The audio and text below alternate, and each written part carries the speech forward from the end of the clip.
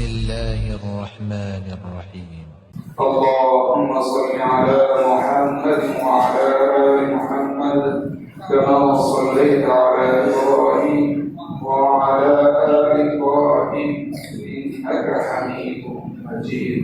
اللهم بارك على محمد وعلى آل محمد كما باركت على إبراهيم وعلى آل إبراهيم إنك حميد مجيد.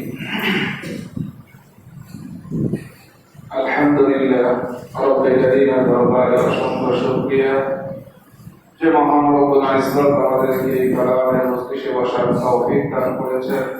এজন্য রব্বিল কারীমের দরবারে কৃতজ্ঞতা জানাই। আলহামদুলিল্লাহ।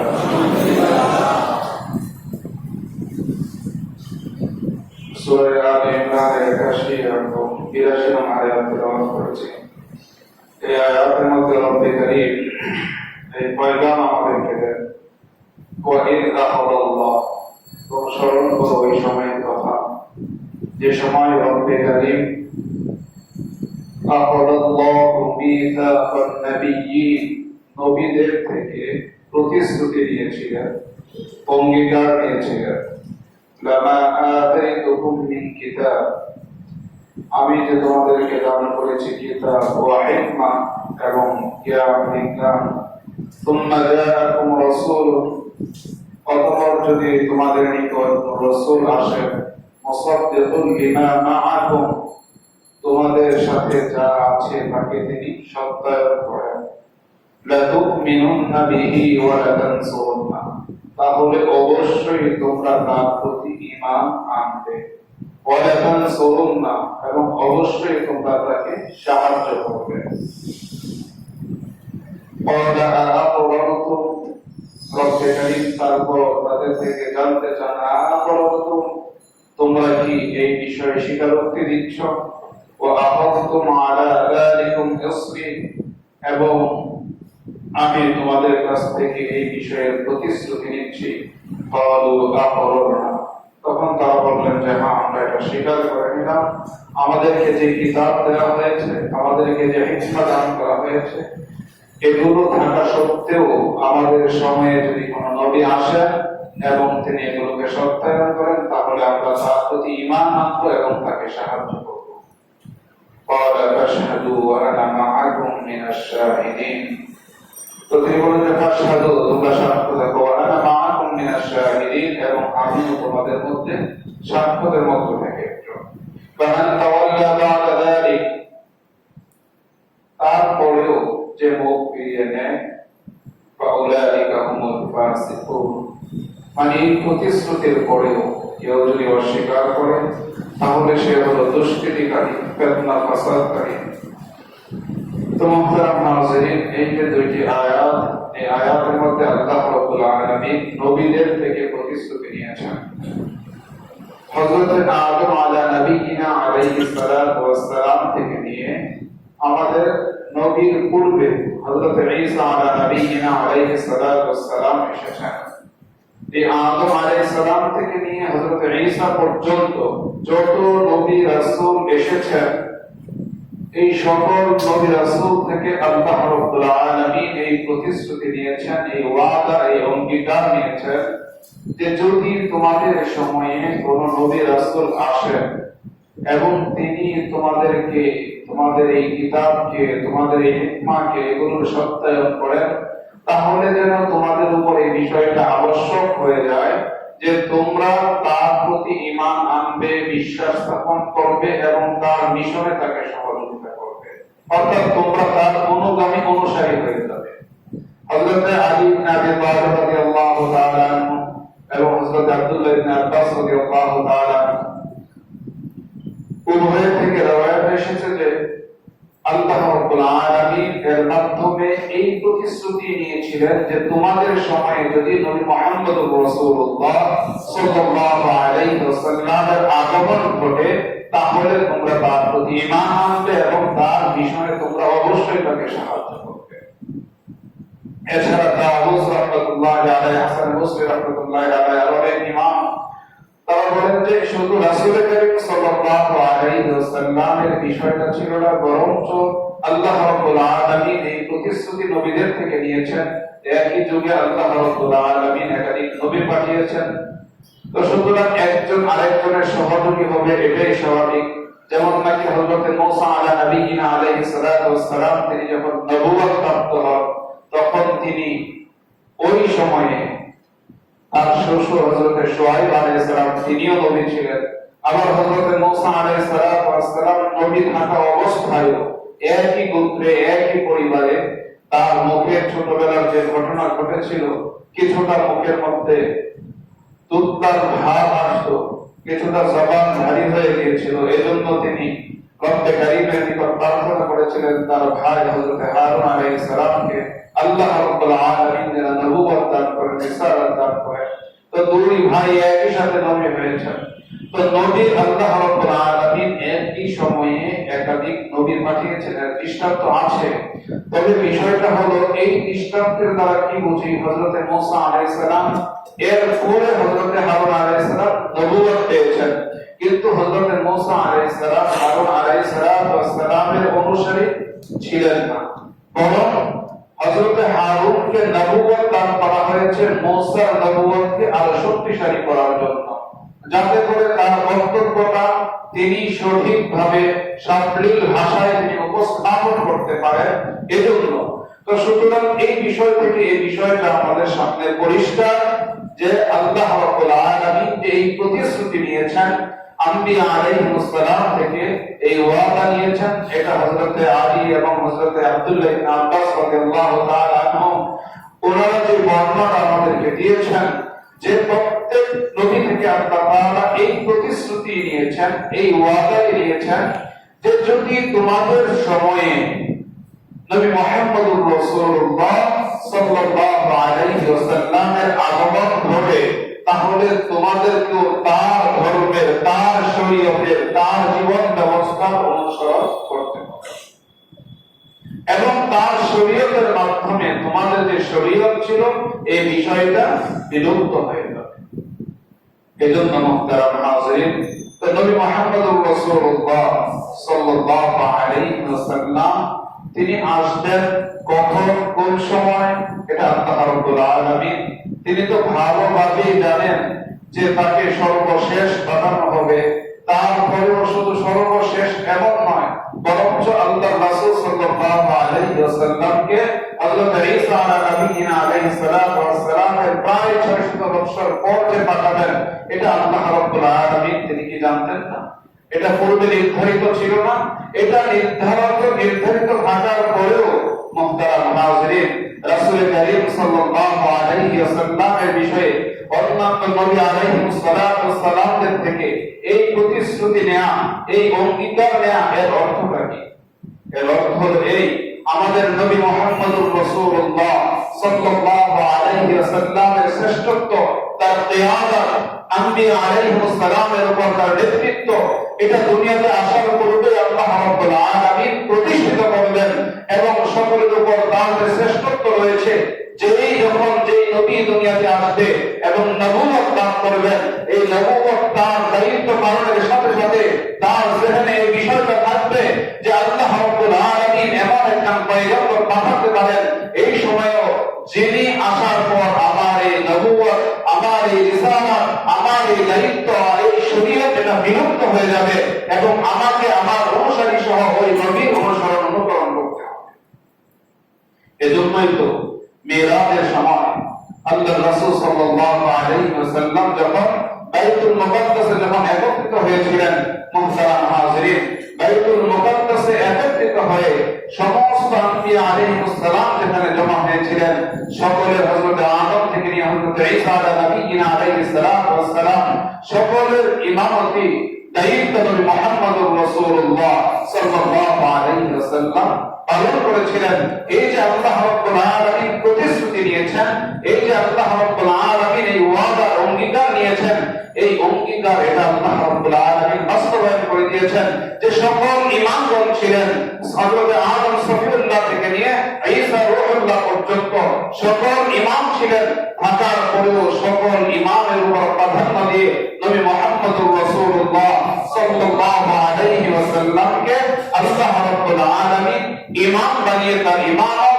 কিয়াদত, তার নেতৃত্ব, তার শ্রেষ্ঠত্ব আল্লাহ রাব্বুল আলামিন এটা পরিষ্কারভাবে প্রকাশ করে দিয়েছেন। তাহলে মুহতারাম হাজিরিন, যে বিষয়টি আমাদের বোঝার, এখানে আল্লাহ রাব্বুল আলামিন নবী মুহাম্মদুর রাসূলুল্লাহ সাল্লাল্লাহু আলাইহি ওয়াসাল্লামের জন্য যে মাকামটি নির্ধারণ করেছেন, যেটা আমরা আযানের দোয়ার মধ্যে পড়ি মাকামান মাহমুদ, যেটাকে মাকামে মাহমুদ বলা হয়। মুহতারাম হাজিরিন, যে প্রশংসিত যে স্থান আসরের ময়দানে যখন নাকি হযরতে আদম আলাইহিস সালাম থেকে নিয়ে ঈসা আলাইহিস সালাম পর্যন্ত কোন নবী রাসূল সুপারিশ করা এই যোগ্যতা তারা তখন লাভ করবেন না, যখন তাদের এই সুযোগটা থাকবে না, একমাত্র আল্লাহ রাব্বুল আলামিন নবী মুহাম্মদুর রাসূলুল্লাহ সাল্লাল্লাহু আলাইহি ওয়াসাল্লামকে সেই সুযোগ এবং সেই মর্যাদা দান করবেন। আর তিনি মাকামে মাহমুদে উপস্থিত হয়ে তাই তিনি আল্লাহ রাব্বুল আলামিনের দরবারে উম্মতের জন্য সুপারিশ করবেন।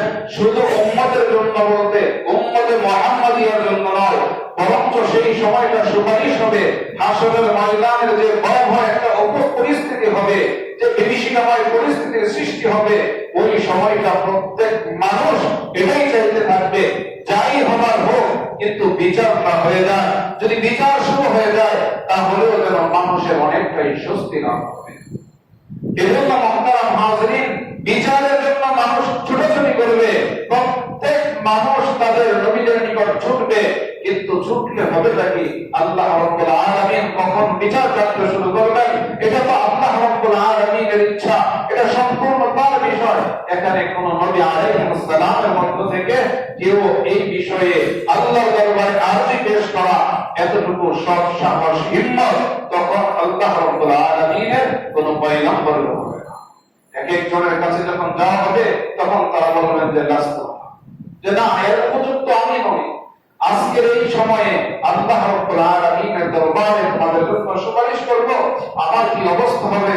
আল্লাহ রাব্বুল আলামিনের জব্বারিয়াত আর কাহ্হারিয়াতের যে বলবো যেটা আমরা শুনি, আল্লাহ রাব্বুল আলামিন তিনি জব্বার, তিনি কাহ্হার, সেই রূপটা সেদিন পরিপূর্ণভাবে আল্লাহর সকল সৃষ্টি অবলোকন করবে, প্রত্যক্ষ করবে।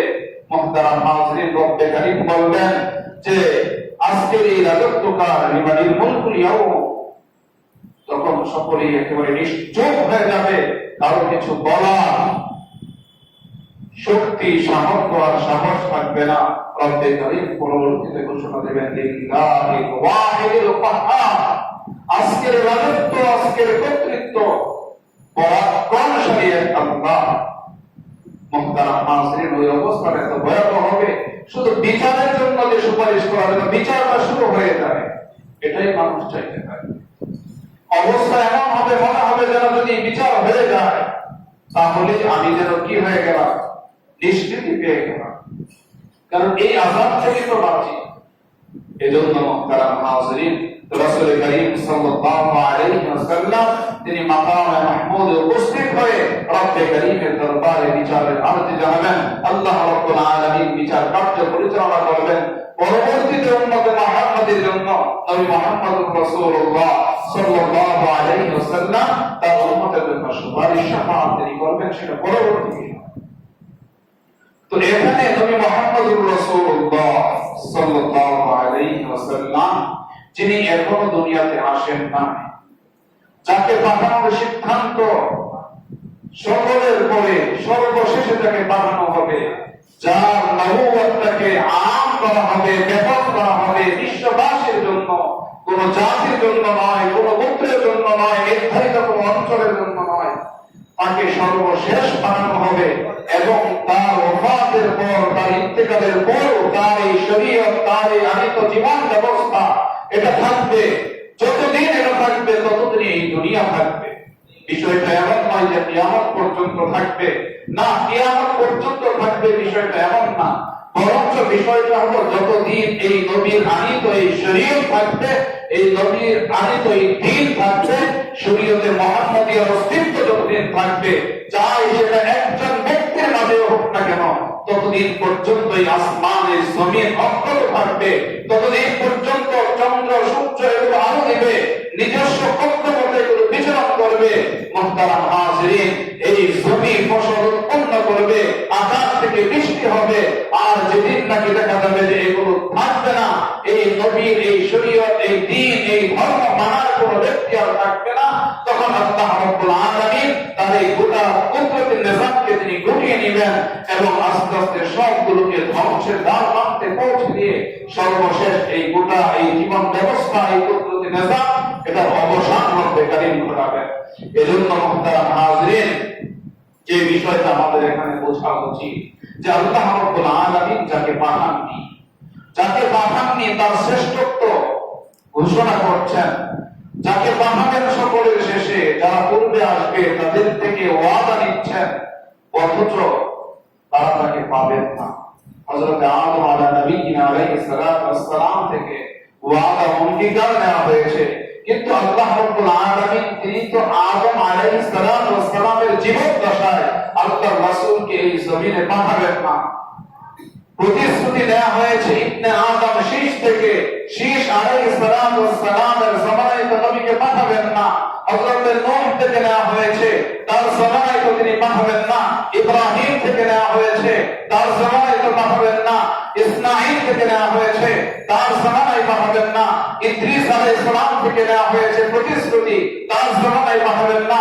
হযরত ইয়াকুব, হযরত ইসহাক, হযরত ইউসুফ তাদের থেকে নেওয়া হয়েছে, তাদের জামানায় পাঠাবেন না। হযরত মূসা হারুন থেকে নেওয়া হয়েছে, তাদের জামানায় পাঠাবেন না। এই বিষয়গুলো কি আল্লাহ তাআলা জানতেন?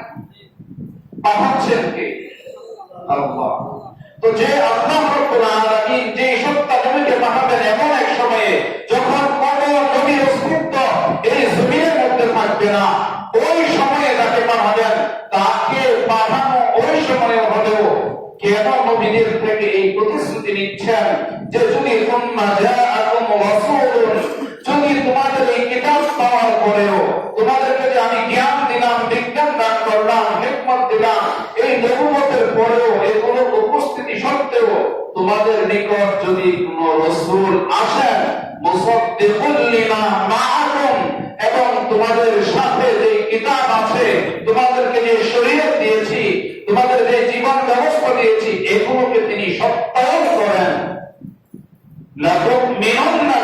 তাহলে অবশ্যই তোমরা তার প্রতি ঈমান আনবে, তার প্রতি বিশ্বাস স্থাপন করবে, এবং অবশ্যই তোমাদের জন্য এটা আবশ্যক হয়ে গেল তার মিশন বাস্তবায়নে তোমরা তাকে সহযোগিতা করবে। মুহতারাম হাজিরিন, কেন আল্লাহ রাসূল সাল্লাল্লাহু আলাইহি ওয়াসাল্লাম তিনি যে শরীয়ত নিয়ে এসেছেন, সূরা বাকারার শুরুতে আমরা পড়ি ঈমানের পরিচয় দেওয়া হয়েছে, ইউমিনুনা বিল গায়বি ওয়া ইউকিমুনাস সালাতা ওয়া মিম্মা রাযাকনাহুম ইউনফিকুন বিমা উনজিলা ইলাইকা ওয়া মা উনজিলা মিন ক্বাবলিকা ওয়া বিল আখিরাতি হুম ইউকিনুন। এই যে বিষয়গুলো মুহতারাম হাজিরিন বলা হয়েছে ঈমান বিল গায়ব বলতে, যে যা আমার উপর নাযিল করা হয়েছে তা তো আছে, ওয়া মা উনজিলা মিন ক্বাবলিকা, এবং আপনার পূর্বে সহিফা আদম থেকে নিয়ে ইনজিল পর্যন্ত যত আসমানী গ্রন্থ নাযিল করা হয়েছে এই সকলের প্রতি আমি ঈমান আনলাম। মুহতারাম হাজিরিন, রব্বে কারীম এটাই বলেন মুসাদ্দিকুল লিমা মাআকুম, তোমাদের সাথে যে কিতাব থাকবে, তোমাদের সাথে যে শরীয়ত থাকবে, যে জীবন বিধান থাকবে, এটাকেও তিনি সত্যায়ন করবেন যে হ্যাঁ এগুলো হক আল্লাহ রাব্বুল আলামিনের পক্ষ থেকে। এটাই বলেন মা উনজিলা মিন ক্বাবলিক, নবী আপনার পূর্বে যত আসমানী গ্রন্থ এসেছে এই সকল বিষয়ের প্রতি ঈমান নবীরও আছে এবং নবীর উম্মত অনুসারী যারা হবে তাদেরও থাকতে হবে। এর মানে হলো, তো যদি এই বিষয়টা হয়ে যায় যে সহিফা আদম থেকে নিয়ে ইনজিল পর্যন্ত সকল আসমানী গ্রন্থের প্রতি তিনি ঈমান আনেন, তাহলে তার উপর ঈমান আনা সকলের জন্য ওয়াজিব। এজন্য আল্লাহ রাব্বুল আলামিন হযরত আদম আলাইহিস সালাম থেকে নিয়ে ঈসা আলাইহিস সালাম পর্যন্ত সকল নবী রাসূলকে একত্রিত করেছেন এই জমিনের মধ্যে, বাইতুল মুকাদ্দাসের মধ্যে, ইসরা মিরাজের রাতে রাসূল করিম সাল্লাল্লাহু আলাইহি ওয়াসাল্লামকে তারা সকলে তার শ্রেষ্ঠত্বকে মেনে নিয়েছেন এবং আল্লাহ রাব্বুল আলামিন বাহ্যিকভাবে সেটাকে প্রতিষ্ঠিত করেছেন। 2 রাকাত নামাজের বিশেষ হুকুম দিয়েছেন। রাসূল করিম সাল্লাল্লাহু আলাইহি ওয়াসাল্লাম হযরত আদম থেকে নিয়ে ঈসা পর্যন্ত সমস্ত আম্বিয়া আলাইহিস সালামের ইমাম হয়ে তিনি ইমামতি করেছেন, নামাজ আদায় করেছেন, সকলে তার মুক্তাদি তার অনুসারী হয়েছে। এটাই আল্লাহ রাব্বুল আলামিন বলেছেন, আতাইতুকুম মিন কিতাবি ওয়া হিকমা সুম্মা জাআকুম রাসূলুন মুসাদ্দিকুন লিমা মাআকুম লা তু'মিনুন্না বি। তার প্রতি ঈমান আনবে, তার কিয়ামত, তার নেতৃত্ব তোমরা মেনে নিবে, তার শ্রেষ্ঠত্ব তোমরা মেনে নিবে। ইমাম সেই হয়, ইমামের যোগ্যতা তারই যে উপস্থিত যারা আছেন তাদের মধ্য থেকে ইসলামী ফিকহের মধ্যে বর্ণনা করা হয়েছে ইমাম কে হবে। একই মজলিসে যদি একাধিক লোক ইমামতি করার যোগ্যতা রাখে তখন প্রাধান্য সে কিভাবে পাবে? বলা হয়েছে যিনি আলাম, ইসলামী ফিকহের পরিভাষা আলাম শব্দের অর্থ হলো যিনি অধিক জানেন। কুরআন সবচেয়ে বেশি উপস্থিত যারা আছে অর্থাৎ ইলমে ওয়াহি, আল্লাহ প্রদত্ত যে জ্ঞান, ওই জ্ঞান যার সবচেয়ে বেশি থাকবে তিনি প্রাধান্য পাবেন ইমাম। তাহলে রাসূল কারীম সাল্লাল্লাহু আলাইহি ওয়াসাল্লাম সকল আম্বিয়া আলাইহিস সালামের উপস্থিতিতে তার ইমামতির দ্বারা এই বিষয়টি পরিষ্কার হয়ে যায় যে হযরত আদম থেকে নিয়ে হযরত ঈসা আলা নবিয়িনা আলাইহিস সালাম পর্যন্ত যারা ছিলেন সকল থেকে আল্লাহ রাব্বুল আলামিন ইলমে ওয়াহি তাকে বেশি দান করেছেন বাহ্যিকভাবে। এটা তো আকীদা, ঈমানের অংশ। এটা আমাদের এই আকীদা বিশ্বাস রাখতে হবে যে আল্লাহ রাব্বুল আলামিন রাসূলকে সর্বশ্রেষ্ঠ করেছেন, রাসূলকে সবচেয়ে মর্যাদাশীল করেছেন, সর্বোচ্চ সম্মান আর মর্যাদার মাকাম রাসূলকে দান করেছেন। তারপরেও বাহ্যিক একটি বিষয় যে আমরা বুঝি যার যোগ্যতা বেশি কোরআন সুন্নাহর তিনি ইমাম হবেন, অর্থাৎ ইলমে ওয়াহির জ্ঞান যার অধিক হবে তিনি ইমামের হকদার হন। যখন নাকি মসজিদে ইমাম নিয়োগ হয় 10 জন 20 জন 50 জন আসে তখন তো যাচাই বাছাই করে যিনি ভালো জানেন তাকেই নিয়োগ দেওয়া হয়। তো মুহতারাম হাজিরিন, বিষয়টা এমনই যে সাধারণ স্থূল দৃষ্টি দিয়েও যদি বিবেকের দ্বারা যদি যাচাই করা হয় তাহলে যাতে মানুষ আল্লাহর ফরমান ছাড়া এই বিষয়টা বিনা মাধ্যমে মেনে নিতে পারে যে মুহাম্মদ সাল্লাল্লাহু আলাইহি ওয়াসাল্লাম তিনি সবচেয়ে অভিজ্ঞ, সবচেয়ে যোগ্য, সবচেয়ে শ্রেষ্ঠ এবং মর্যাদার অধিকারী, অন্যথায় এই সকল নবীর উপস্থিতিতে তিনি ইমাম হতেন না। কারণ তার পিতা ছিলেন হযরত আদম আলাইহিস সালাম, সকলের মুরব্বী ছিলেন, তার উপস্থিতিতে তার ইমামতি। অর্থাৎ এখানে মুহতারাম হাজিরিন হযরত আব্বাস রাদিয়াল্লাহু তাআলা আনহু তিনি যখন নাকি কাফিরদের পক্ষ থেকে প্রশ্ন আসছিল যে হে আব্বাস তুমি মুহাম্মদের অনুসরণ করো, তুমি বড় না সে বড়, হযরত আব্বাস বলেন যে আরে আমি বড় না সে বড় এই বিষয়টা তোমরা বুঝো না। তাদের উদ্দেশ্য ছিল যদি বলে আমি বড় তাহলে তারা তাকে ধিক্কার দিবে, তিরস্কার করবে যে তুমি বড় হয়েছো না একটা বাচ্চার অনুকরণ শুরু করছো। আর যদি বলে যে না আমি ছোট সে বড় তাহলে বলবে তুমি তো একটা মিথ্যু, কারণ এটা সম্পূর্ণ বাস্তবতার পরিপন্থী। মুহতারাম হাজিরিন, হযরত আব্বাস রাদিয়াল্লাহু তাআলা আনহু তিনি জবাব দিয়েছিলেন আনা আসান্নু ওয়া আকবারু মিন্নি, যে তোমরা জেনে রাখো আমার তো বয়স বেশি কিন্তু বড় তো সে। বয়স আমার বেশি কিন্তু বড় সে। বয়সের দ্বারাই বড় হয়ে যায় না, বড় তো সেই হয় যার মধ্যে কোরআন এবং সুন্নাহর ইলম আসে, ইলমের পাশাপাশি আমল আসে। যদি এই দুইটার সমন্বয় হয়ে যায় হতে পারে বয়সটা অল্প কিন্তু বড় সেই।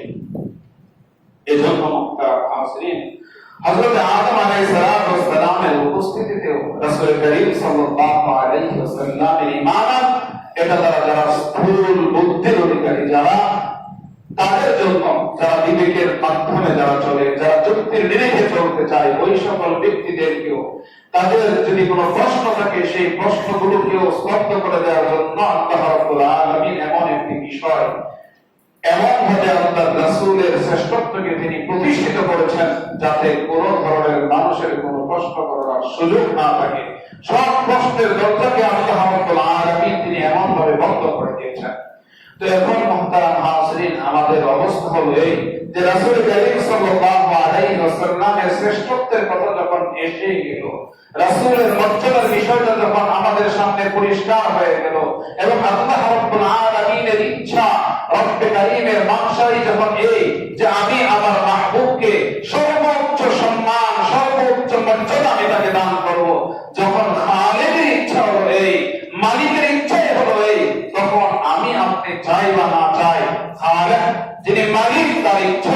বাস্তবায়িত হবে। যদি আমার ইচ্ছাটা, আমার মন মানসিকতা যদি সেটার সাথে মিলে যায়, তাহলে আমি তো সফলদের কাতারে সামিল হয়ে যাব, কামিয়াব যারা তাদের কাতারে আমি সামিল হয়ে পারবো। আর যদি এর দ্বিমত যদি আমি করি, ভিন্ন পথে যদি আমি চলতে চাই, তাহলে যারা নাকাম হয়েছে, যারা ধ্বংসের মধ্যে আগাচ্ছে, তাদের সাথে তো আমার সমস্যা। এজন্য মুহতারাম হাজিরিন, এই কথাটা কেন আম্মাজান আয়েশা সিদ্দিকা রাদিয়াল্লাহু তাআলা আনহা তিনি বলেছিলেন যে ইয়া রাসূলুল্লাহ, আপনাকে আমি আমার এই যে সময় আমি আপনাকে দেখছি, আমার মনে চায় যে আমি আপনার ব্যাপারে একটি কথা বলি, একটি উক্তি করি। তো হযরত রাসূল করিম সাল্লাল্লাহু আলাইহি ওয়াসাল্লাম তিনি বললেন যে আয়েশা, তুমি কি বলতে চাও? তো হযরত আয়েশা রাদিয়াল্লাহু তাআলা আনহা তিনি বলেন, আমি যতটুকু আপনাকে দেখছি, আমার তো মনে হয় আপনার যে মালিক, তার মনে হয় অন্য কোনো কাজ নেই, তিনি সব সময় আপনার সন্তুষ্টির পিছনে আছেন। কোন কাজে, কোন বিষয়ে, কিভাবে হলে আপনি সন্তুষ্ট হবেন, আপনার মালিক যেন আপনার সন্তুষ্টি তালাশ করে বেড়াচ্ছেন। মুহতারাম হাজিরিন, বিষয়টা কেন? আল্লাহর রাসূল উম্মতের জন্য অনেক কুরবানি করেছেন, যা ভাষায় বর্ণনা করা সম্ভব হবে না। তারপরেও তো আল্লাহ রাব্বুল আলামিন তার এই মাহবুবের সকল চাওয়াকে কবুল করে নিয়েছেন। উম্মতের জন্য দোয়া করেছেন আরাফায়, কবুল হয়নি। রাসূল ইসফা হননি, আশাহত হননি। মুজদালিফায় উকুফ করেছেন, দোয়া করেছেন। রাসূল করিম সাল্লাল্লাহু আলাইহি ওয়াসাল্লামের দোয়া আল্লাহ রাব্বুল আলামিন সেখানে কবুল করে নিয়েছেন। এজন্য মুহতারাম হাজিরিন, বোঝার বিষয় হলো এই যে আল্লাহ রাব্বুল আলামিন যাকে শ্রেষ্ঠত্ব দান করলেন, যাকে সর্বোচ্চ সম্মান এবং মর্যাদা আসন দান করলেন, তার উম্মত হওয়ার পর আমার আপনার উপর আমার আপনার ঈমানের দাবি কি ছিল? আমার আপনার রাসূলের প্রতি প্রেম, ভালোবাসা, মহব্বতের দাবিটা কি ছিল? আজকে জুমার পরে দেখা গিয়েছে এদিকে মিছিলও গিয়েছে। মুহতারাম হাজিরিন, সকল বিষয় বলা, বোঝানো এগুলো এরকম না। আমার আপনার ঈমান স্থির যদি থাকে, আমার আপনার রাসূলের প্রতি ভালোবাসা যদি থাকে, গোটা বিশ্ব আজকে দুই ভাগে বিভক্ত। এক হলো যারা রাসূল করিম সাল্লাল্লাহু আলাইহি ওয়াসাল্লামকে সত্যিকার অর্থে মহব্বত করে ভালোবাসে। একটি গ্রুপ হলো যারা সত্যিকার অর্থে রাসূলকে মহব্বত করে ভালোবাসে। আরেকটি গ্রুপ হলো এই যারা রাসূল করিম সাল্লাল্লাহু আলাইহি ওয়াসাল্লামের বিরোধিতা বিরুদ্ধ। এখন আমাকে আপনাকে বুঝতে হবে, আমাকে আপনাকে সিদ্ধান্ত নিতে হবে, আমি কি সত্যি রাসূলের আশিক, রাসূলের প্রেমিক? এই বিষয়টা আমাকে আপনাকে এখন সিদ্ধান্ত নিতে হবে। বলেছিলাম আমাদের এখানে অনেক ব্যবসায়ী ভাইরা আছেন যারা ব্যবসা করেন। ফ্রান্সের পণ্যের ব্যাপারে জমায়েত করেছিলাম যে এই পণ্য ব্যবহার করা মুসলমানদের জন্য আর বৈধ ততক্ষণ পর্যন্ত হবে না যতক্ষণ না পর্যন্ত প্রকাশ্যে ফ্রান্স রাষ্ট্রীয়ভাবে মুসলমানদের কাছে ক্ষমা চাবে, ততক্ষণ পর্যন্ত ফ্রান্সের পণ্য কোন মুমিন মুসলমানের জন্য বৈধ হতে পারে না। প্রশ্ন অনেকের থাকতে পারে যে আমার আপনার পণ্য বৈকট করার দ্বারা কি আসবে আর যাবে? এখানে হারাম আর হালালের বিষয়টা আসলো কোত্থেকে? মুহতারাম হাজিরিন, মধ্যপ্রাচ্যের অনেক দেশ অর্জন করেছে, বৈকট করেছে। এর ফলশ্রুতিতে হয়েছে কি, যে মেট্রো বলেছিল মুহতারাম হাজিরিন যে তাদের দেশে এটা চলতেই থাকবে, রাসূলের অবমাননা চলতেই থাকবে। লাইয়াহুবিল্লাহ।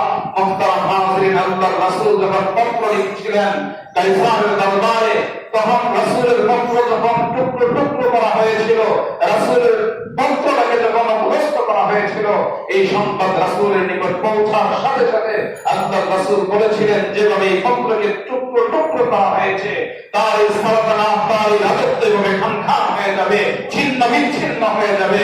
মুহতারাম হাজিরিন, এই রাসূলের খলিফা হযরত ওমর ইবনে খাত্তাব রাদিয়াল্লাহু তাআলা আনহুর সময়ে কাইসারের পতন হয়েছে, তার সন্তানটাকে হত্যা করেছে, তার গোটা সাম্রাজ্য ছিন্ন বিচ্ছিন্ন হয়েছে।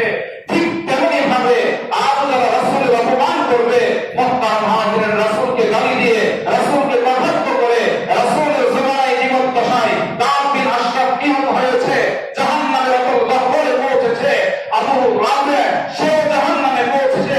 ঠিক যতদিন আল্লাহর রাসূল সাল্লাল্লাহু আলাইহি ওয়াসাল্লামের বিরুদ্ধে যেই যাবে না কেন তার পরিণতি এরকম ভয়াবহই হবে। মুহতারাম হাজিরিন, আজকে ফ্রান্স অনেক উন্নত রাষ্ট্র, কোথায় সামান্য একদিনের বর্জনের কারণে চ্যানেল 24 আজকে আমি মাগরিবের পর দেখলাম, মুহতারাম হাজিরিন, মেট্রো সে আর্জি জানিয়েছে, দরখাস্ত করেছে, প্রার্থনা করছে, আবেদন করছে মধ্যপ্রাচ্যের নিকট তার পণ্য যেন বর্জন করা না। মুহতারাম হাজিরিন, অর্থনীতির চাকা যদি স্লথ হয়ে যায়, গতিহীন হয়ে যায়, বিপর্যস্ত হয়ে যায়, ভিক্ষা করতে হবে তাদের। মুসলমান যদি তার নবীকে মহব্বত করে, মুসলমান যদি তার নবীকে ভালোবাসে, প্রকৃত অর্থে যদি মুসলমান হয়, ইমানের স্পন্দন যদি থাকে, আর তাদের ব্রহ্ম বিশ্বের প্রায় 200 কোটি মুসলমান যদি বর্জন করে, তাহলে আল্লাহ আল্লাহর শপথ করে বলছি, এই ঘাসকে ভিক্ষা করে খেতে হবে। কোথায় আল্লাহ রাসূলের অবমাননা করবে, এই দুঃসাহস কোথায়? এই আসমান এবং জমিন থেকে আছে রাসূলের ইজ্জতের উপরে। যদি রাসূলের ইজ্জত যদি দুলিশাত হয়ে যায়, এই আসমান আর জমিনকে টিকে থাকবে না, এই কুদরতি ব্যবস্থাপনা করতে কারিমা লাগবেন না। কেন লাগছে? এজন্য আমাকে আপনাকে বুঝতে হবে। আমি আপনি মনে করতে পারি আমার আপনার এই বর্জনের দ্বারা কি হবে না। মুহতারাম হাজিরিন, রাসূল তো বলেন, আল মুসলিমু কাজাসাদিন ওয়াহিদ, সারা দুনিয়ার সকল মুমিন মুসলমানরা একটা অঙ্গ, একটি দেহ। রিশতাকা আইনুহু ইশতাকা কুল্লু, যেমন নাকি আমার চক্ষু যদি ব্যথা হয়, এই ব্যথা এই যন্ত্রণা গোটা শরীর অনুভব করে। রিশতাকা আনসুহু ওয়াশতাকা কুল্লুহু, কারণ মাথা ব্যথা হলে মাথার যন্ত্রণা গোটা শরীর অনুভব করে।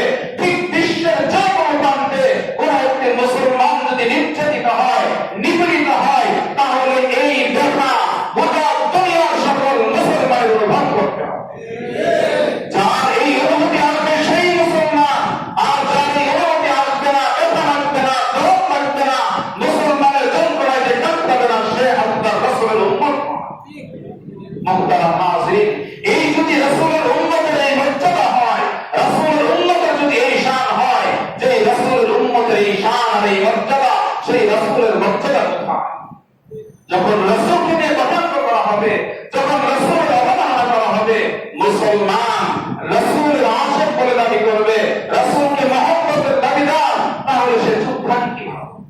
আমার আপনার সামর্থ্য অনুযায়ী যতটুকু করা আছে ততটুকুই করব। আমি আপনি এখান থেকে তার বিরুদ্ধে হয়তো যুদ্ধের দাবা ঘোষণা করতে পারবো না, কিন্তু আমার আপনার এই সামর্থ্য আছে তার অর্থনৈতিক চাকাকে বন্ধ করে দেয়া, তার সকল পণ্য বর্জন করা। মুহতারাম হাজিরিন, শুধু এতটুকু নয়, যদি প্রকাশ্যে তারা ক্ষমা না চায়, তাহলে প্রত্যেকটা ইমানদার মুমিন মুসলমানের দায়িত্ব হবে তার সাথে সম্পূর্ণরূপে সম্পর্ক ছিন্ন করা। শুধু এইভাবে নয়, আমাদেরকে মুহতারাম হাজিরিন, এটা 90% মুসলমানের দেশ, ইসলামী রাষ্ট্র না হতে পারে, কিন্তু এখানে মুসলমানরা সংখ্যাগরিষ্ঠ।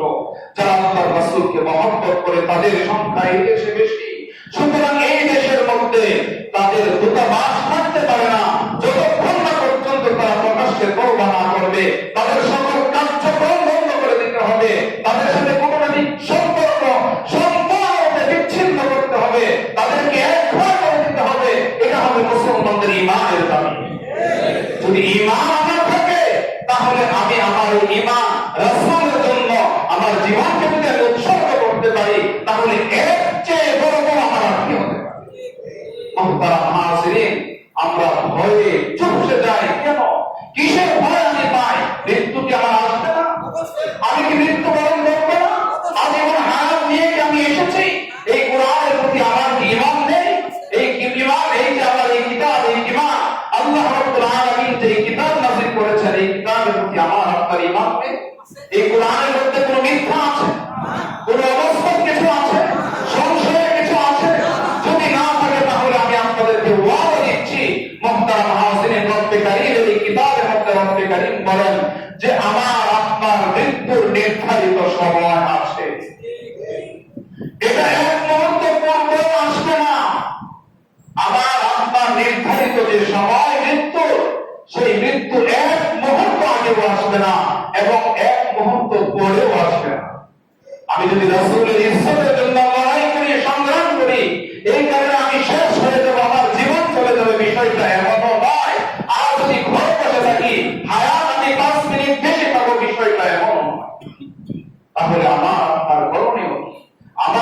আমার দাবি কি মুহতারাম হাজিরিন গোটা দেশ উত্তাল হবে মুসলমান ঘরে বসে থাকতে পারে না আমার আপনার অবস্থা আমার আপনার সেন্টিমেন্ট আমার আপনার দাবি এটা আমাদের দেশের সরকারকে বুঝাতে হবে গোটা দেশের সকল মসজিদ থেকে সকল মহল্লা থেকে গলি গলি থেকে মুসলমানরা তাদের নবীর ইজ্জতের জন্য বেরিয়ে পড়বে আর যখন এই মনোভাব যখন সরকার বুঝতে পারবে তখন সে বাধ্য হবে তাদের সাথে কূটনৈতিক সম্পর্ক ছিন্ন করতে মুহতারাম হাজিরিন যদি এই কাজটা আমরা না করতে পারি তাহলে আমাকে আপনাকে হাসরের ময়দানে রব্বে কারীমের দরবারে জবাব দিতে হবে রাসূল করিম সাল্লাল্লাহু আলাইহি ওয়াসাল্লামের শাফাআত আমরা কিভাবে পাবো হাওজে কাউসারের পানিকে কিভাবে পানির জন্য আমরা দাঁড়াবো রাসূল যদি প্রশ্ন করেন যে আমার ইজ্জত নিয়ে ছিনতাই করা হয়েছে আমাকে নিয়ে ব্যঙ্গচিত্র করা হয়েছে আমার অবমাননা করা হয়েছে তখন তুমি কোথায় ছিলে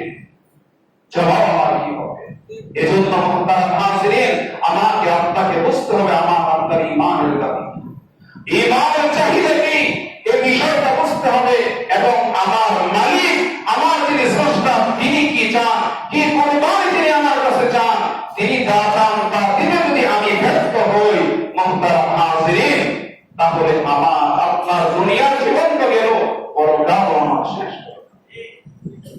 এটাই সূরা তাওবা বলতে মুহতারাম হাজিরিন এসেছে ইন্নাল্লাহ আশতারা মিনাল মুমিনিন আনফুসাহুম ওয়া আমওয়ালাহুম বিআন্না লাহুমুল জান্নাহ يقاتلون في سبيل الله فيقتلون ويقتلون وعدا عليه حقا في التوراة والإنجيل والقرآن ومن أوفى بعهده من الله فاستبشروا ببيعكم الذي بايعتم রব্বে কারীম বলেন যে তোমাদের জান এবং মাল তো আমি কিনে নিয়েছি জান্নাত হলো এর বিনিময় দুনিয়া থেকে বাজারে গেলে আমরা পণ্য কিনি কাপড় কিনি তরিতরকারি কিনি চাল ডাল কিনি এগুলো কিনি এর বিনিময়ে আমরা অর্থ তাদেরকে দেই আর আল্লাহ রাব্বুল আলামিন আমার জান আমার মালকে তিনি নিচ্ছেন বিনিময় হিসেবে তিনি আমাকে আপনাকে জান্নাত দিচ্ছেন তারপর রব্বে কারীম বলেন এই যে জান মালের বেচাকেনা হয়ে গেল তোমার সাথে কাজ কি তুমি যাবে আমার নবীর ইজ্জতের হেফাজতের জন্য আমার দ্বীনের প্রতিষ্ঠার জন্য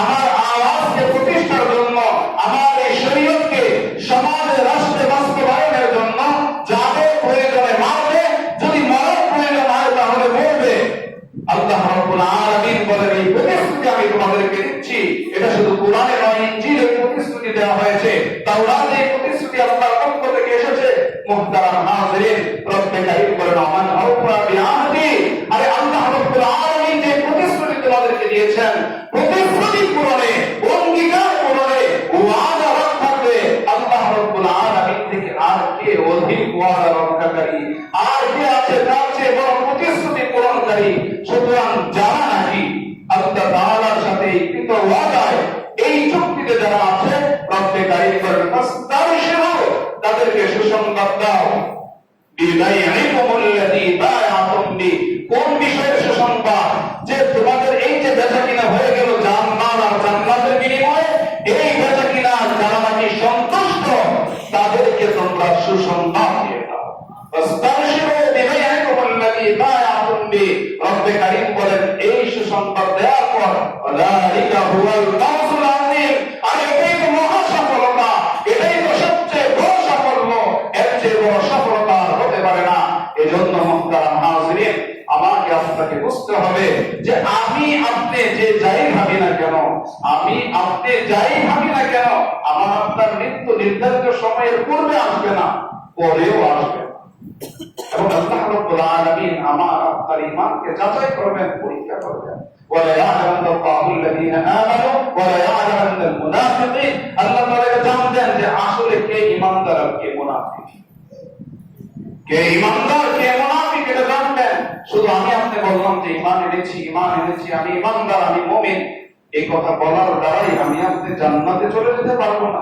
হাসিবতু মানজার কোন জান্নাত তোমরা কি মনে করছো ধারণা করছো যে তোমরা জান্নাতে চলে যাবে অসম্ভব বিষয় আল্লাহ তাআলা আমার আপনার ঈমানকে পরখ করবেন আমার আপনার ঈমানকে আল্লাহ রাব্বুল আলামিন যাচাই করবেন তারপরে যখন আমার আপনার সামনে বিভিন্ন বাধা মুসিবত আসবে যেমন কোরআনে কারীমে সূরা বাকারাতে বলা হয়েছে ওয়া নাবলু আনকুম বিশাইইন মিনাল খাউফ ওয়াল জু' ওয়া নাকসিন মিনাল আমওয়াল আনফুস ওয়া তামারাত ওয়া বাশশিরিস সাবিরিন। রব্বে কারীম বলেন যে অবশ্যই আমি তোমাদেরকে পরীক্ষা করব। ওয়া লানাবলুওয়ান্নাকুম বিশাইইন মিনাল খাউফ, ভয় ত্রাস ছড়িয়ে দিব, মৃত্যুর ভয় এসে যাবে, পরিস্থিতি এমন তৈরি হবে, ঈমানের দাবি হবে যে তোমার জান মাল উৎসর্গ করো, তখন জানের ভয় আসবে, মাল শেষ হওয়ার ভয় আসবে। এটা পরীক্ষা। ক্ষুধা, খাদ্যদ্রব্য পাওয়া যাবে না, আলুর দাম 50-60 টাকা কেজি হয়ে যাবে, পেঁয়াজ 100 টাকা হয়ে যাবে। এগুলো মুহতারাম হাজিরিন ইমানদারদের জন্য, ইমানদারদের জন্য এগুলো পরীক্ষা। একটি বিষয় আমাদেরকে বুঝতে হবে, একই বিষয়ে তারা আল্লাহ রাব্বুল আলামিনের অসংখ্য মাকসাদ। এক তো যারা দায়িত্বশীল তাদের জন্য পরীক্ষা, তাদের অধীনস্থ যারা আছে তাদের যথাযথ তারা খোঁজ খবর রাখতে পারে কিনা, তাদের জন্য সকল বিষয়ের সঠিক ব্যবস্থাপনা তারা করতে পারে কিনা। যদি ব্যর্থ হয় তারা জবাব দিবে। এটা হলো এক পক্ষের। আরেক পক্ষ হলো আমি আপনি সাধারণ যারা আছি। এই অবস্থায় আমাদের অবস্থাটা কি হয়, নীতি নৈতিকতার সাথে আমরা চলি কিনা, আমাদের আখলাক ঠিক থাকে কিনা, আমাদের সিরাত সুরাতগুলো ঠিক থাকে কিনা, আল্লাহর প্রতি আমাদের আস্থা বিশ্বাস কমে যায় কিনা, এই বিষয়গুলো আল্লাহ তাআলা এভাবে বলেন। ওয়ালা মুসলিম মিনাল আমওয়াল, ধন সম্পদ ধ্বংস হয়ে যাবে, ব্যবসা বাণিজ্য শেষ হয়ে যাবে, ক্ষেত খামার চলে যাবে, খরা আসবে।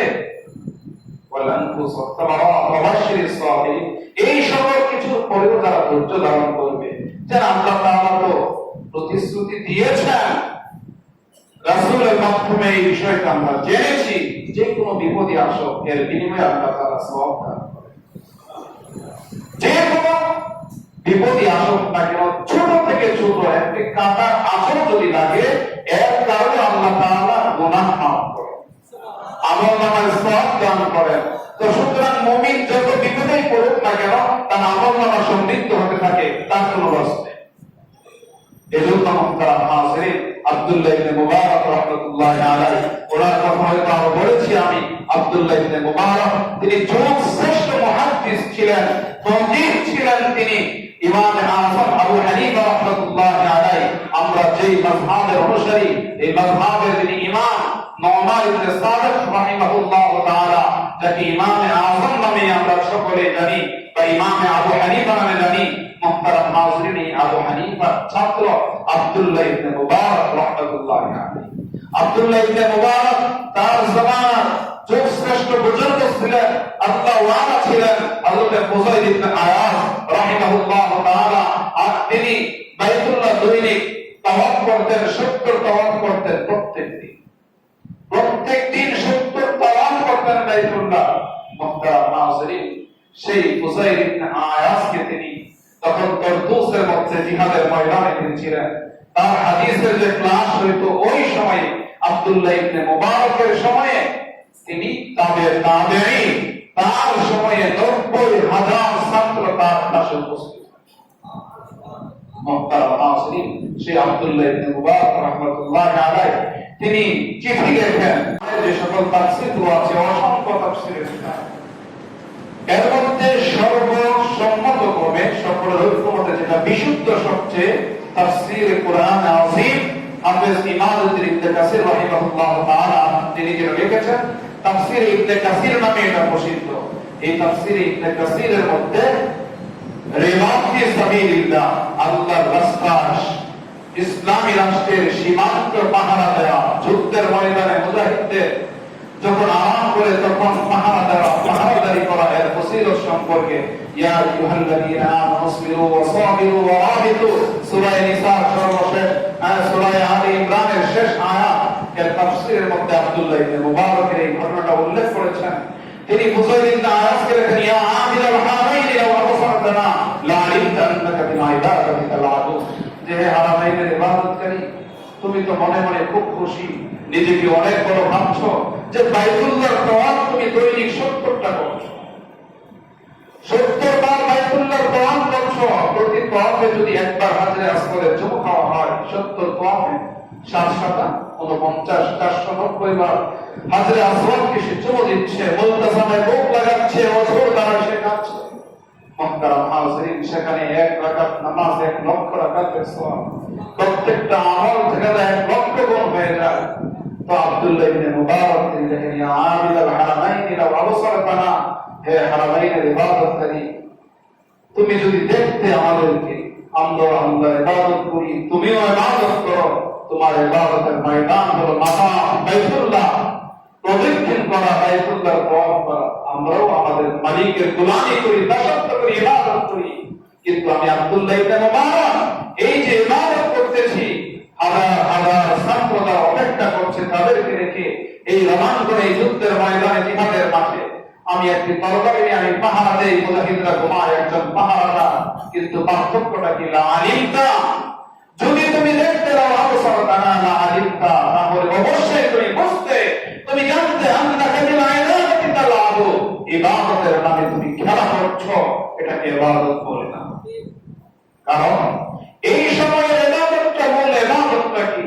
যখন মুসলমান কোন দিকে আক্রান্ত হয়, তখন মুসলমানের জন্য ফরজ ওয়াজিব আদায়ের পর ওই মুসলমানের ইজ্জত, মুসলমানের সম্ভ্রম, মুসলমানের জান যা ক্ষতিগ্রস্ত হয়, সেটা হেফাজত করা সকল মুসলমানের উপর ফরজ হয়ে যায়।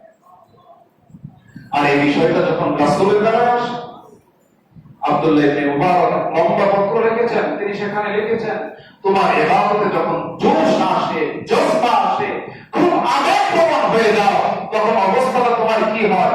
এই তো তোমার 2 চোখ দিয়ে দরদর করে অশ্রু ঝরতে থাকে, তোমার দাড়িগুলো ভিজে যায়, বুক ভিজে যায়, মাথার মধ্যে তোমার চোখের পানি ভাসতে থাকে। এই তো তোমার ইবাদতের সর্বোচ্চ চূড়া। কিন্তু আমি আব্দুল্লাহ ইবনে মুবারক ইবাদত করি, আমার এই ইবাদতের ময়দানে যে আসে, তার সর্বোচ্চ চূড়া হলো তার বুকের তাজা রক্ত সে আল্লাহর জমিনে ঢেলে দিয়ে, আল্লাহর জমিনে আল্লাহর দ্বীনকে সে বুলন্দ করে, আর রব্বে কারীমের দরবারে সে উপস্থিত হয়ে যায়। পার্থক্য এই, তোমার এই জজবা শেষে আবার তুমি বাড়ি ফিরে যাও। কিন্তু আমার এই ময়দানে ইবাদত আমরা করতে আসি, আমাদের যখন সর্বোচ্চ চূড়ায় আমরা আহ্বান করি, তখন আমরা পরিবারের নিকট যাই না, রফিকে আমরা মালিকের দরবারে চলে যাই। তুমি মৃত্যুবরণ এক সময় করবে, তুমি যতই এই যদি তুমি মাতাতের মধ্যে সিজদারত অবস্থায় ইন্তেকাল করো, তুমি অপবিত্র, তোমাকে গোসল দিয়ে পবিত্র করতে হবে, তোমাকে কাফন করাতে হবে, তোমার জানাজা লাগবে, তোমার দাফন লাগবে, কবরে সওয়াল জবাব হবে। আর এখানে যারা নিজেদের জীবনকে আল্লাহর জন্য উৎসর্গ করে দেয়, ইবাদতের গোলামির চূড়ান্ত পর্যায়ে যখন একজন মানুষ পৌঁছে যায়, তখন তার গোসলের প্রয়োজন হয় না, সে অপবিত্র নয়। আজকে আমার আপনার হাত যদি কেটে যায়, শরীরের কোন অঙ্গ থেকে রক্ত বের হয়, আমি আপনি এখানে পবিত্র আছি, কোরআন স্পর্শ করতে পারছি, নামাজ আদায় করতে পারছি, কোথাও উপচারে একটু রক্ত বের হয়ে গেল, সাথে সাথে আমি অপবিত্র হয়ে গেলাম, কোরআন স্পর্শ করা যাবে না, নামাজ পড়া যাবে না, আবার আমাকে উযু করে পবিত্রতা অর্জন করতে হবে। অথচ আব্দুল্লাহ ইবনে মুবারক রাহমাতুল্লাহ আলাইহি বলেন যে দেখো, বুকের তাজা রক্ত দিয়ে, নিজের শিরকে দিয়ে এই রক্ত ঝরিয়ে জমিনকে যে শিক্ষিত করলাম, তারপরেও আমরা অপবিত্র নই, আমাদের গোসলের প্রয়োজন হয় না, গোসল হয় আমাদের। শুধু তাই না, তুমি যে দামি পোশাক পরে বিভিন্ন ধরনের খুশবু লাগিয়ে ইবাদত করতেছিলে, এগুলো টেনে তোমার শরীর থেকে খোলা হবে, এগুলো তোমাকে নিয়ে যেতে দেওয়া হবে না। কিন্তু আমরা ইবাদত করি এই ময়দানে এসে, আমার শরীরের মধ্যে যে পোশাক আছে, যেটা নিয়ে ইবাদতের চূড়ান্ত পর্যায়ে আমি পৌঁছি, আমার এই পোশাক নিয়ে আমি আমার রবের দরবারে উপস্থিত হব। দুনিয়ার কোনো সত্য নেই আমার শরীর থেকে এই পোশাককে খুলে রাখা। মুহতারাম হাজিরিন, আব্দুল্লাহ ইবনে মুবারক বলেন যে তোমার জানাজায় হয়তো লক্ষ লক্ষ লোক হবে, অসংখ্য মানুষ তোমার জানাজায় শরীক হবে। কেন? তোমার মাগফিরাত কামনার জন্য, তোমার জানাজা পূরণের জন্য, তোমার জন্য চাইতে অসংখ্য মানুষ আসবে। আর আমাদের জন্য হয়তো অসংখ্য মানুষ আসবে না, কিন্তু যারাই আসবে তারা নিজেদের পণ্যের জন্য আসবে, যে আমি যেন তার শাফাআত পাই, আমি যেন তার আনুগত্য পাই। কারণ এই লোকগুলো হাসরের ময়দানে যখন রব্বে কারীম বিচার কার্য পরিচালনা করবেন, তখন তারাও সাক্ষ্য হিসাবে পাশে উপস্থিত থাকবে। মুহতারাম হাজিরিন, তাহলে আমার আপনার লস কোথায়? আল্লাহর দ্বীনের জন্য, নবীর ইজ্জতের জন্য মুসলমানের জান মাল উৎসর্গ করতে পারা, এর চেয়ে বড় কোনো কিছু পাওয়া মুসলমানের জন্য, মুমিনের জন্য আর হতে পারে না।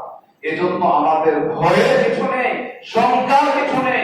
শুধু এতটুকু তো না, কোরআনে কারীমের মধ্যে বলা হয়েছে ওয়ালা তাহসাবান্নাল্লাযীনা কুতিলু ফী সাবিলিল্লাহ আমওয়াতা, যারা আল্লাহর রাস্তায় নিজের জীবনকে উৎসর্গ করেছে তাদেরকে তোমরা মৃত বলা তো অনেক দূরে, মৃত ধারণাও করতে পারবে তা পারে না। বাল আহইয়া, বরং তারা জীবিত। আল্লাহ রাব্বুল আলামিন বলেন কোরআনে, বাল আহইয়া, তাদেরকে মৃত্যু ধারণা করো না, বরং তারা জীবিত।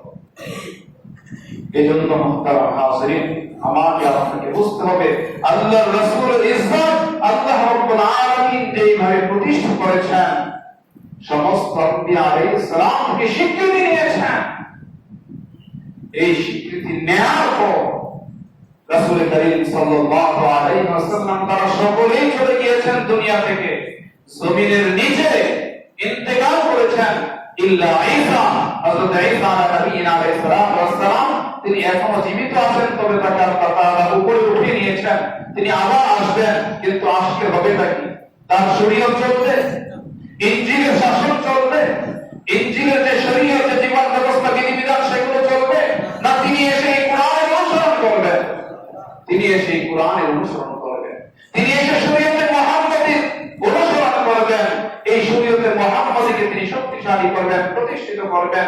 এই শরীয়তে মুহাম্মাদী প্রতিষ্ঠার জন্য তিনি আসবেন, অন্য কোনো উদ্দেশ্য নয়। তার নবুয়ত, তার রিসালাতকে প্রতিষ্ঠার জন্য নয়, তার শরীয়তের ব্যবস্থা কায়েমের জন্য নয়, বরং তিনি এসে মুহাম্মাদুর রাসূলুল্লাহ সাল্লাল্লাহু আলাইহি ওয়াসাল্লামের এই শরীয়তের একজন অনুসারী হিসেবে তিনি আসবেন এবং এই শরীয়তের অনুকরণ তিনি করবেন।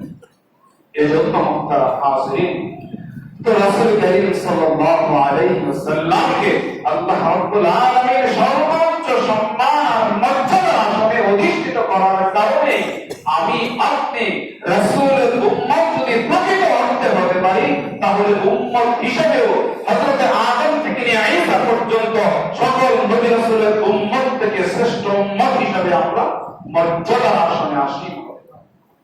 আর যদি রাসূলের প্রকৃত উম্মত না হতে পারি, রাসূলের প্রকৃত আদর্শের অনুসারী না হতে পারি, রাসূলের প্রকৃত প্রেম ভালোবাসা যদি আমার আপনার অন্তরে না থাকে, রাসূলের ইজ্জতের জন্য যদি আমার আপনার জীবন আমি বাজি রাখতে না পারি, তাহলে আল্লাহ আমি আপনি যতই শেষ জামানায় আসি না কেন, মুহতারাম হাজিরিন, আমি আপনার দামি হতে পারবো না।